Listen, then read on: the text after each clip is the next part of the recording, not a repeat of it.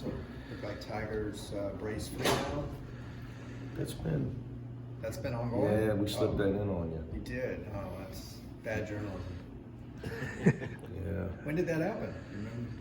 I'm gonna say I'd have to ask Shane. I think it was maybe. Well, see, yeah, it might have been the first game. I don't know. I'd have to ask though. Okay. You see, I just remember the first day of practice. Oh, okay, got it. Yeah, I think he was allowed to do it. Our doctors cleared him to do it. Maybe I won't say after the Washington game. It was a certain date on the calendar. Okay. Do you feel like that he can play freer? So with maybe that? it wasn't bad journalism. Okay. Well, Shane. Just maybe it's more of a mental thing for him to be able to run around without that thing on there. Tough to say. Maybe you'd have to Yeah. ask him. I think, you know, I'd be worried that, you know, when it comes to injuries, I just try to keep coaching. Yeah. Yeah. You know, the thing you hope though is that he's not worried about, well, I don't have my brace on, but I don't think so. Like he says, he's a freshman trying to do his best and learning on the job. The 3-point shooting, how big of a factor do you think the move back of the line is? Because I can think it's down. Yeah, I was going to ask you if you guys, anybody looked at the numbers? I'm trying to get the nationwide numbers, but I think it's pretty much down across the board. Do you feel like that's maybe a big factor in what's happening here with this team? I don't know about our team. Okay. But I would think there's got to be an adjustment period for all the players.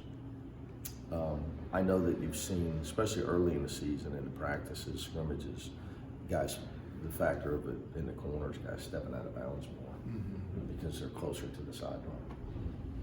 That part of it. You know, I'm sure with some players, it's a factor. You know, the common denominator you hear of all of us say are, it won't affect Jake Kyman, but it affects the average shooters. It won't affect the great shooters. I think, you know, range is based on how you shoot the ball. I mean, if you shoot through your legs, you know, the way for Steph Curry, for a good example. I mean, if you shoot through your legs, you know, a foot's not going to matter. But you know, if you're shooting the ball with your arms, it matters a lot. It matters a lot for guys that, you know. So form has a lot to do with who it would affect. That's why people say, you know, the better shooters have the best form. They're shooting through their legs, so they have more range. So that's why you hear that statement. But I don't know how it would, you know, from our standpoint, how it will affect us. Tough for me to say that. Just broadly speaking, how does it impact the team not having a handful of guys who can knock those shots down? Oh, it impacts everything. But I would tell you, in my opinion, you know, Dave missed 6 or 7 months, and most of that he was totally shut down. So he hasn't been himself shooting the ball. But you know, they always say, hey, good shooting kills a multitude of sins. It cures a multitude of sins. I'm sorry. You know, good shooting can overcome a lot. You know, great shooting can mask a lot of weaknesses. But I would tell you, our problem is passing. I think that you know, what you don't see, what the layman doesn't see, is the good teams are open more, because you say, well, they're getting better shots and more open shots because of their passing. Our game, the shooter's relying upon the passer and the screener. I thought we did a better job our big guys did a better job of screening in the last game. It's an area where we got to keep improving. But guys that can break down the defense and make the right pass. Like, look, we won at Washington because Chris Smith drew the defense, sucked them in, and threw a great pass to Tiger, who threw the easy pass to Jake. So guys that can break down the defense and find the open man, that's the key. It's something we try to we're continuing to work on. You know, but you know what I would say to you, you know, you get to play with a guy like Lonzo Ball for a year, then those guys can tell you how much easier their life was, how many easier baskets they got, how many easier shots they got. I mean, just look at everybody that's played with LeBron's, anybody that's played with him, because they're getting easier shots because of his passing and his ability to break down the defense. So passing is an area where we've got to improve. So I'll give you a stat. We've had our shot blocked 20 times in conference play. And that's beyond unacceptable. That means you're not open and you need to pass the ball. And most of our block shots, we're trying to score on 2 people or in traffic, meaning somebody's open. Is that an area where the bigs need to contribute to passing by getting it back? Not all big guys though. Right. We subscribe to a theory that if we get the offensive rebound, we get to shoot the ball no matter how many guys are on us. You get the rebound and you can't score or get fouled, you have to find the open man. Have to. So that's another, it's an area where we're working on. We show it on film. We got to improve. One more question about threes. Is there a cutoff line where you want guys to be as far as percentage that you kind of target? Well, we do shooting drills that really kind of give our answer. That like in a 2-minute standstill shooting drill, if you can't make over 30, you like just same spot, Ben Bolt's sitting there, standing there, pick your favorite spot. You can't make 30 consistently in a 2-minute shooting drill, we're just feeding you. Mm-hmm. You're not a 3-point shooter. And are there certain guys that have the green light based on that and certain that don't? Oh, absolutely. Yeah. Absolutely. Are you guys emphasizing passing in practice more so than usual? Oh yeah, just in trying to you got to try to show it on film and practice it. It's the hardest thing to teach though. If you were to ask me in basketball, all the things you can teach a guy to do, passing is the hardest. Because it requires, a lot of it's natural. Some people are just gifted. LeBron was born that way. I saw him in 8th grade. Mm-hmm. Nobody taught him. You don't feel pressure, so your head's up, your ball skill, and your court awareness. I'm sure nobody taught Tom Brady. Comfort, calmness in the pocket, seeing the open man.